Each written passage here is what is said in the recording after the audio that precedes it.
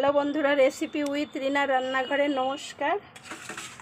এই দেখেন আমি ইলিশ মাছ নিয়েছি বড় বড়। তেল দেবো,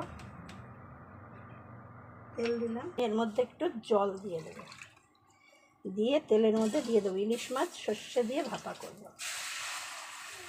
আমি পরিমাণ মতো হলুদ দেব, এই যে পরিমাণ মতো হলুদটা টকবক করে ফুটছে।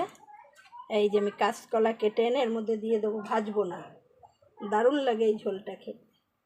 আমি মাছগুলো দিয়ে দেবো, দেখেন কত বড় বড় ইলিশ মাছ দিয়ে দিলাম। এই দেখেন কি বড় বড় লেজা।